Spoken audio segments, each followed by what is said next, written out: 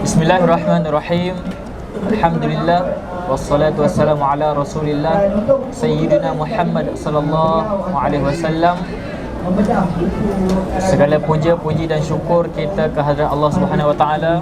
Dengan izinnya kita dapat menghadirkan diri di Pesta Buku Antarabangsa Kuala Lumpur 2023. Pertama sekali saya mengalu-alukan kehadiran tuan-tuan dan puan-puan di Pesta Buku Kuala Lumpur Antarabangsa Kuala Lumpur 2023. Selamat datang dan selamat menjamu mata. Dan bagi yang berada di sekitar Kemah Akademi Jawi Malaysia 3100 3102 dijemput untuk menghadirkan diri, singgah sebentar untuk mendengar perkongsian bersama tetamu kehormat kita pada hari ini, tetamu spesial. Saya perkenalkan Encik Jeff Hazimi Jaafar. Beliau merupakan seorang perunding komunikasi dan beliau juga merupakan seorang penulis lirik lagu. Dan bersama hari ini insya-Allah beliau akan membicarakan tentang buku beliau yang ditulis oleh beliau sendiri yang bertajuk Air Liur Emas. Okey. Untuk ke depan kita akan mendengarkan beliau membahaskan buku tulisan beliau ini. Oleh itu saya bagi round pertama saya panggil Encik Jeff. Kita nak minta Encik Jeff perkenalkan sikit macam mana tercetusnya idea untuk menulis buku ini. Okey, boleh ya? Okey, baik, saya serahkan. Okey, bismillahirrahmanirrahim. Assalamualaikum warahmatullahi wabarakatuh. Alhamdulillahirabbil alamin wassalatu wassalamu ala asyrafil anbiya'i wal mursalin wa ala alihi washabihi ajmain. Allahumma shalli ala sayyidina Muhammad wa ala ali sayyidina Muhammad. Allahumma rabbi shrah li sadri wa yassir li amri wahlul 'uqdatam min lisani yafqahu qawli. Baik. Saya ni dah bila tengok ramai-ramai ni dia jadi macam sonok sebab biasa jadi pengacara kan. Jadi tahniah Mus kerana bersama AJM selama berapa hari? 10 hari 10 hari dah, hari-hari terakhir. Dan tahniah kerana AJM ya, bukan anugerah juara lagu AJL ya. Akademi Jawi Malaysia bersama-sama di dalam Pesta Buku Antarabangsa Kuala Lumpur ini. Sebelum saya nak cerita sikit, jadi saya belanja sikit lagu sikit lah. Belanja lagu dululah kan, petang-petang ni. Oh ayah, oh ibu, dengarlah intihan dan luahan hatiku yang dahaga kasih. Jiwaku merasa tersiksa ketandusan kasihmu. Marilah kita bina bersama-sama keluarga bahagia. Bukan apa Mus, tengok ramai sangat keluarga ni. Jadi saya sonok sangatlah tengok teringat anak-anak kita semua keluarga bahagia. Baik, pertamanya menjawab soalan Mus tadi, saya berterima kasih kepada Akademi Jawi Malaysia dan Tukang Buku kerana memberikan saya ruang dan peluang untuk menulis sebuah buku yang dinamakan Air Liur Emas, Seni Bercakap untuk Ikhtiar Hidup. Air Liur Emas. Jadi saya daripada bawah sampai tingkat 2 sampai tingkat 3 ni saya tengok, ya Allah, lautan, samudera harta intelek, samudera emas. Ya Allah, punyalah ramainya manusia hari ini dan hari adalah hari yang terakhir. Jadi apa yang tercetusnya? Kerana yang pertama, apabila saya sendiri melihat tidak ada buku komunikasi yang khas atau buku yang khas berkenaan dengan komunikasi, terutamanya pengucapan awam tidak banyak diterbitkan. Jadi disitulah tercetusnya ilham atau idea. Jeff, apa kata kau tulislah buku yang berkenaan dengan komunikasi. Jadi oleh kerana saya ni adalah pengacara majlis, orang panggil saya MC Air Liur Emas. Tu dia jenama tu, Air Liur Emas orang panggil lah. Air Liur Emas. Jadi tercetusnya Jadi saya tengok tak banyak buku mengenai pengacaraan, buku mengenai moderator, mengenai pengucapan awam. Jadi tercetuslah minat untuk saya menulis. Alhamdulillah, syukur pada Allah SWT dengan izinnya, dengan keizinannya, saya dapat menulis buku ini sejam satu hari. Siaplah buku Air Leo Omas. Itulah dia. Selama 3 bulan lebih buku Air Leo Omas ini 1 jam setiap hari, lama-lama siaplah juga. Walaupun di waktu itu kekangan masanya dengan kita ada pelbagai acara, ada dinner, ada acara-acara majlis, ada event-event, tetapi terdorong di atas tanggungjawab dan juga satu duty atau satu responsibility untuk kita sama-sama menulis pengalaman hidup dan berkongsi kisah hidup dengan Air Leo Omas, seni bercakap untuk ikhtiar hidup. Itu yang pertama. Baik, sudah pun kita dengar kenapa Air Leo Omas itu muncul sebagai tajuk, dan kontennya apa? Apa kaitan tajuk dengan konten? Okey. Saya kira ini pengalaman peribadi saya. Saya juga terlibat dengan pengacaraan. Saya kira buku ini adalah satu keperluan bagi setiap orang, setiap individu yang ingin menceburkan diri ke dalam bidang pengacaraan, ataupun setidaknya orang itu mengendalikan majlis-majlis atau keramaian-keramaian. Betul? Baik, yang pertama sekali untuk soalan yang kedua, saya nak tanyakan apa yang menjadi pendorong utama yang mewujudkan buku ini. Okey, terima kasih. Okey, jadi pendorong pertama, saya terdorong kerana semua orang mempunyai Air Leo. Itu nombor satu. Setiap orang adalah marketeer. Setiap orang adalah orang yang memasarkan produk-produk yang tersendiri. Jadi setiap orang ada Air Leo. Jadi ayuh kita tukarkan Air Leo yang bukan biasa-biasa kepada yang luar biasa. Jadi setiap orang ada Air Leo. Tetapi kenapa telah kita menjadikan dia Air Leo basi? Jadi kita keluarkan menjadi Air Leo yang luar biasa.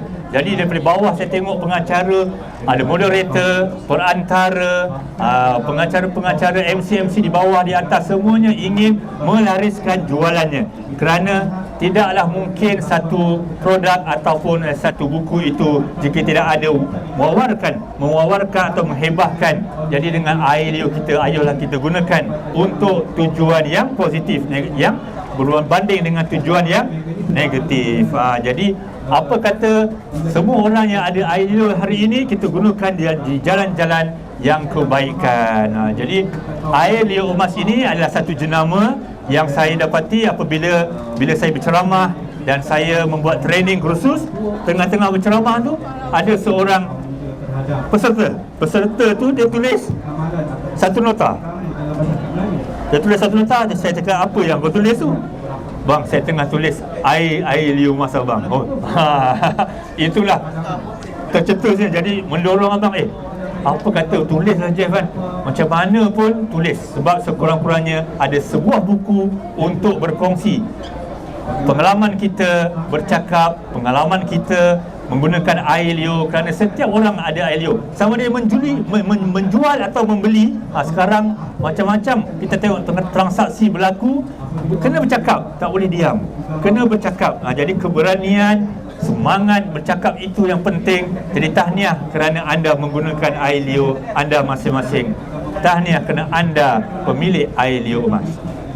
Baik. Apa yang saya dapat simpulkan daripada poin yang Cik Jeff sampaikan tadi ialah semua orang layak untuk menjadi seorang pengacara, betul?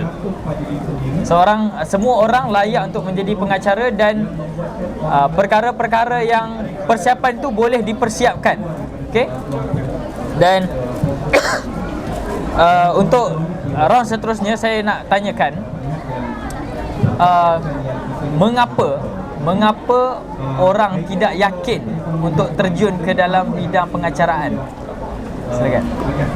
Yalah, apa pun bila bermula menjadi pengacara majlis ni, mula-mula ada dua, iaitu pertama memang bersedia, yang kedua tidak bersedia. Jadi saya sendiri pun pengalaman menjadi pengacara ni pun tidak bersedia sebenarnya, Mus. Saya ingat lagi suatu tu saya menjadi PRO untuk Kumpulan Raihan. Kumpulan Raihan membuat persembahan. PRO stand for Public Relation Officer, pegawai perhubungan awam untuk Kumpulan Raihan. Jadi masa tu Raihan tak ada pengacara, kata Jeff kau jelas jadi pengacara, jadi MC. Dia bagi mikrofon kat saya pun dengan automatik saya sebut, mempersilakan Raihan. Itulah, walaupun tak bersedia, jadi bersedia juga. Pengalaman pertama. Jadi macam mana pun setiap orang apabila dia macam swimming pool lah, belajar swimming lah, kalau ditolak ke dalam ditolak ke dalam swimming pool, barulah kita kapai macam mana kita nak menggunakan skill kita, daya usaha kita untuk menyelamatkan diri. Okey, terima kasih Hafiz. Terbaik Hafiz. Okey, Hafiz ada dapatkan buku Air Mas. Itu dia Hafiz Rahman, sahabat saya, adinda saya. Terima kasih. Itu dia. Terima kasih kerana berkunjung di Akademi Jawi Malaysia AJM. Okey, jadi pengalaman itulah yang membuatkan tidak bersedia menjadi bersedia. Sebenarnya semua orang boleh mendorong bakatnya apabila tidak bersedia dan juga membuat persiapan. Tapi lama-lama alah bisa tegal biasa. Lama-lama kita bercakap sampai mikrofon ni kalau tak boleh tak dialihkan, tak berhenti. Orang kata tertelan mic masa kecil. Tak telan mic. Jadi Mus kena stop dengan saya. Jika tidak, saya akan bercakap sampai kesudahnya. Okey, silakan Mus. Okey, baik. Alhamdulillah, kita dah dengar. Baik, untuk buku ini saya tertanya-tanya, kalaulah saya merupakan bakal pembeli, apa kepentingan yang saya dapat ketika saya mendapatkan buku ini? Boleh Abang Jeff urai sikit? Okey, senang saja. Senang. Ini adalah satu manual ataupun satu guide kepada sesiapa yang tiba-tibalah disuruh menjadi pengacara, tiba-tiba diarahkan oleh pihak jabatan, pihak sekolah, pihak universiti. Kau jadi pengacara lah, pengacara ni tak ada ni, pakailah buku ini. Maknanya buku ini ada skripnya, ada teksnya, semuanya siap, ada pantunnya. Jadi semua siap. Jadi dalam ini, siapa-siapa yang tak berani bercakap, siapa-siapa yang tidak ada keberanian bercakap, pakai saja apa yang ada dalam buku ini. Semuanya ada. Ada teks, ada skrip. Saya dah sediakan hasil dari pengalaman menjadi pengacara majlis. Jadi di situ ada acara majlis rasmi, majlis tidak rasmi. Jadi tuan-tuan dan puan-puan bolehlah gunakan buku Ahli Umas ini sebab ia adalah manual dan guide terhadap menjadi seorang pengacara majlis. Jadi kalau tak ada apa-apa, macam mana ni? Sebab saya sendiri memastikan tidak banyak buku yang terbitkan untuk menjadi pengacara majlis ini. Dan saya juga ada memberi semangat dan inspirasi gambar-gambar dan foto-foto acara-acara kecil atau besar, acara skala kecil atau acara skala mega. Dan saya sendiri menjadi MC, pengacara majlis dari Sukan Nikah sehingga ke Sukan C, acara marhain hingga ke acara VIP. Begitulah ceritalah. Menarik tu, menarik. Sangat menarik.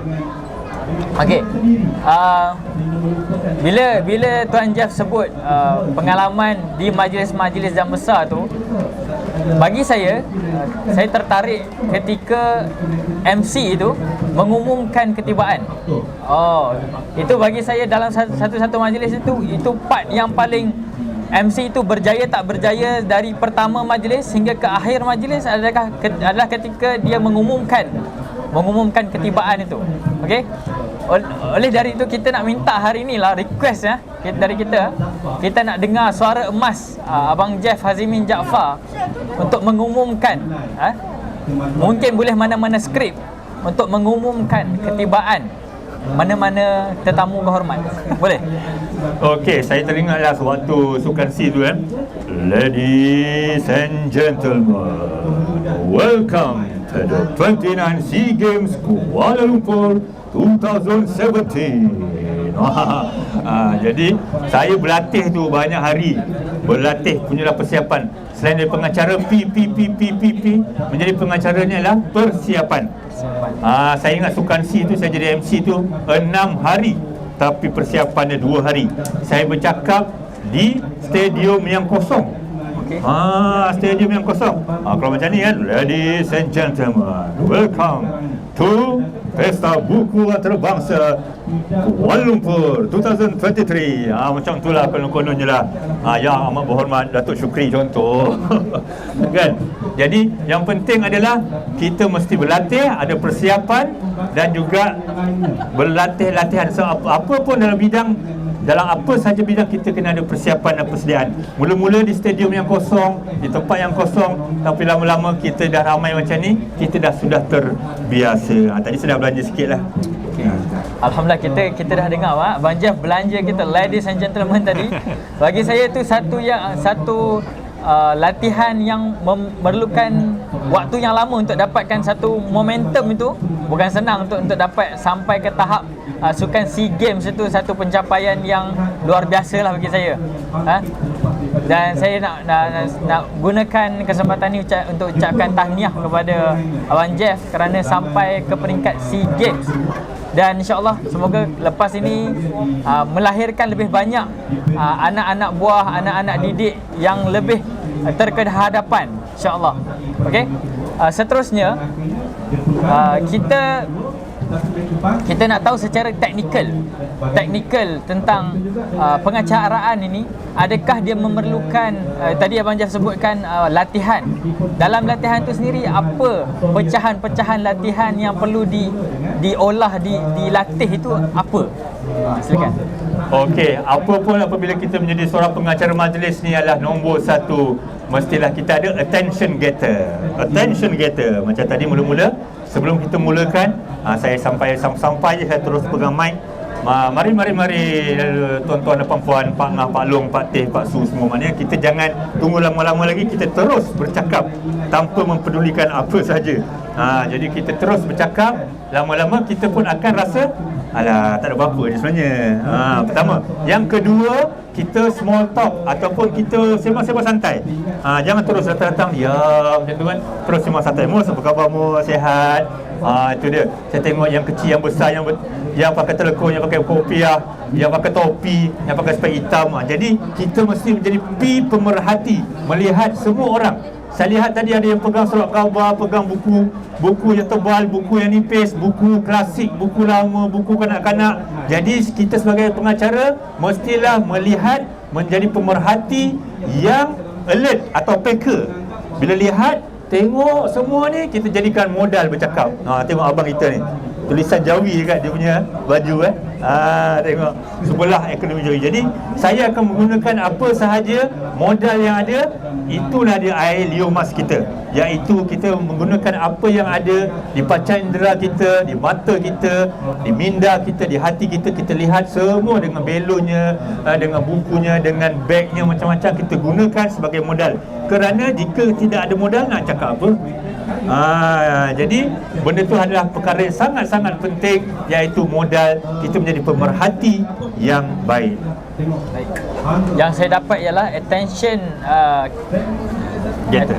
getter dan memerhati keadaan sekeliling untuk kita dapat absorb apa yang dan situasi majlis yang kita sedang berada itu.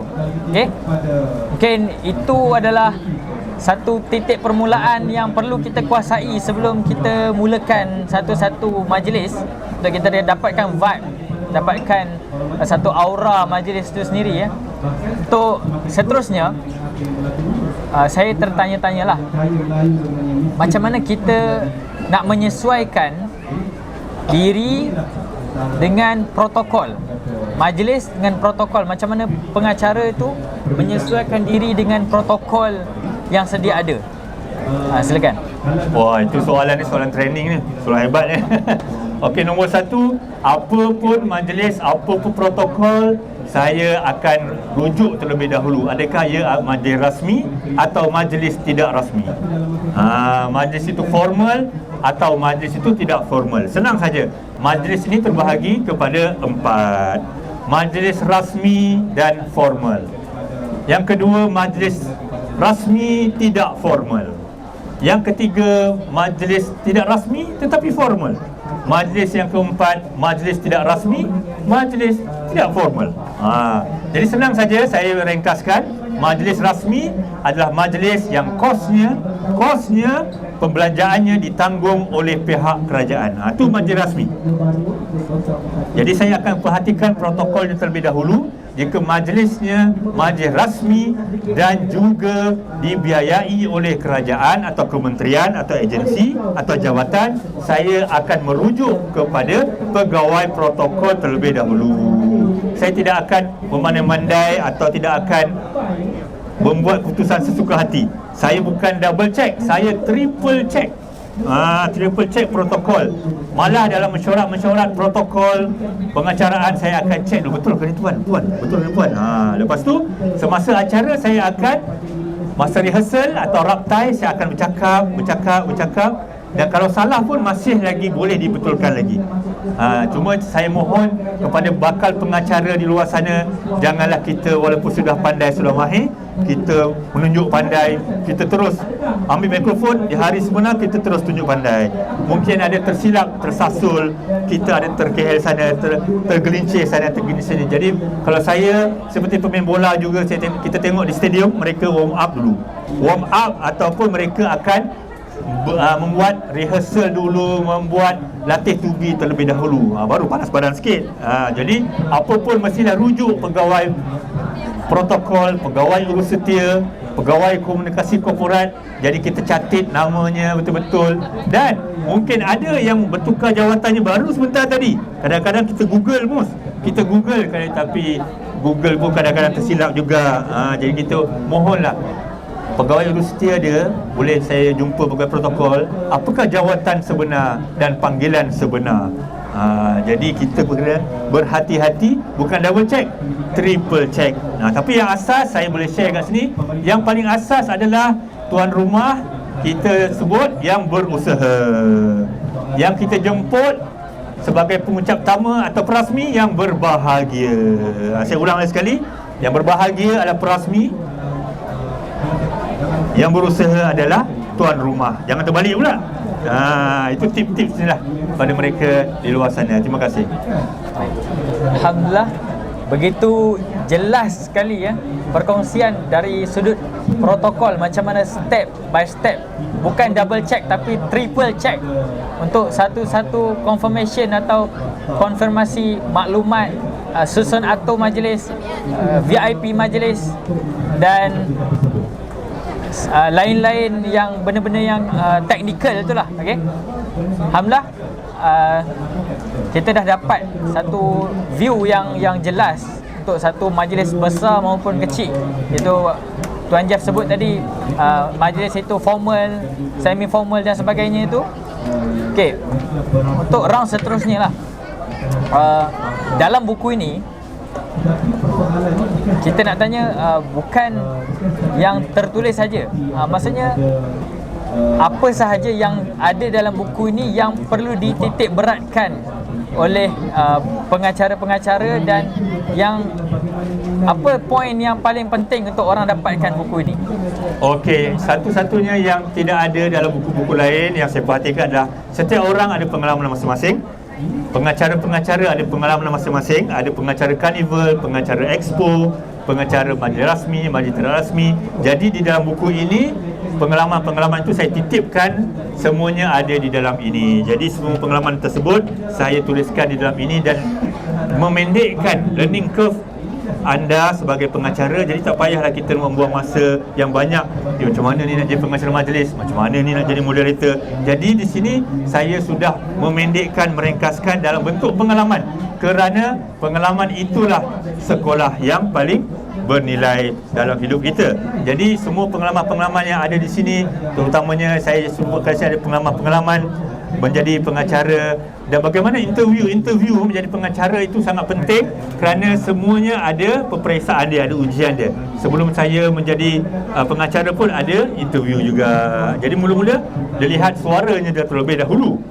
Saya hantar dalam bentuk handphone dulu, WhatsApp suara, WhatsApp audio, kemudian baru diterima. Kemudian boleh cuba di depan saya. Jadi sebagai penganjur, mereka ingin mendengar secara langsung daripada kita suara yang akan membingitkan, suara yang akan menghangatkan. Sebab tugas kita sebagai pengacara untuk menghangatkan suasana, untuk memanggil orang, untuk crowd control, untuk menjemput orang, kerana air muka majlis adalah terletak di muka pengacara. Air muka majlis tu Tanggungjawab yang sangat besar. ya, tanggungjawab yang sangat besar. Tetapi apa pun, pengacara majlis bukan bintang sebenar. Bintang sebenar adalah VIP tersebut. Biasa kalau saya buat training, Cik Jeff, saya ni nervous lah, saya ni gabra lah, saya ni gelabah dan sebagainya. Sabar, tenang. Kerana bintang sebenar adalah perasmi program. Kita pengacara ni bukanlah bintang sebenar. Kita hanya pemudah cara dan juga kita memudahkan program tersebut. Jangan diletakkan di bahu kita, kitalah segala-galanya. Jadi ramai pengacara atau pengacara baru yang merasakan diri mereka, alamak, takut lah Abang Jeff, nervous lah Abang Jeff. Saya nak tanya, di sinilah, siapa yang paling nervous? Saya ke, Mus ke, peniaga ke, usahawan ke, orang yang datang ke? Saya pun sekarang saya nak tanya Mus pula. Siapa yang nervous ke sebenarnya? Saya pun nervous. Nervous. Mus pun nervous, usahawan pun nervous, peniaga pun nervous. Jadi saya pun nervous. Selamat datang ke kelab orang nervous. Semua orang nervous. Jadi semua orang nervous. Nak beli buku mana satu ni, macam-macam buku ni, ya Allah, hai. Jadi nervous itu adalah milik semua orang. Malah VIP kita pun nervous juga. Mereka lagi nak fikir tentang pentadbiran negara dan sebagainya. Alhamdulillah, saya dah jadi pengacara majlis dari pelbagai zaman. Dulu wawasan 2020 lah. Okey. Lepas tu Malaysia Hadari lah, Islam Hadari lah. Lepas tu Malaysia Prihatin lah. Lepas tu One Malaysia, Satu Malaysia lah. Sekarang Malaysia Madani. Ya Allah, macam-macam majlis. Jadi bertukar-tukar lah the government of the day. Tetapi kita pengacara majlis mesti mengikut the government of the day. Tukar-tukar lah majlis. Macam mana pun kita mengikut rentak kerajaan yang sedia ada. Sekarang Malaysia Madani. Salam Malaysia Madani. Itu dia. Okay, baik. Saya kira cukup jelas dan banyak idea-idea ataupun pencerahan-pencerahan yang kita dapat daripada perkongsian Cik Jeff Hazimin Jaafar pada hari ini. Sebelum kita mengakhiri sesi kita pada tengah hari ini, mungkin ada 1-2 soalan, atau sebelum saya tutup, mungkin ada yang niat terlintas untuk menanyakan soalan di kesempatan ini, untuk langsung bertanya dengan Cik Jeff Hazimin Jaafar berkenaan dengan komunikasi ataupun pengacaraan dan sebagainya. Mungkin lirik lagu yang ada yang tanya macam mana nak dapatkan satu ilham untuk lagu. Okey. Tapi tak apa, saya buka ruang ni untuk bagi yang berminat untuk bertanya. Sebelum itu, sementara mungkin ada yang nak bertanya, tak apa, saya tanyakan dulu. Untuk pengacaraan ini, seberapa pentingkah, maksudnya seberapa pentingkah seorang pengacara dalam satu majlis itu? Sejauh mana penting? Sebab Tuan Jeff sebut tadi, dia adalah watak utama, bukan watak utama, tapi dia adalah satu figure yang besar dalam satu majlis. Tapi seberapa penting?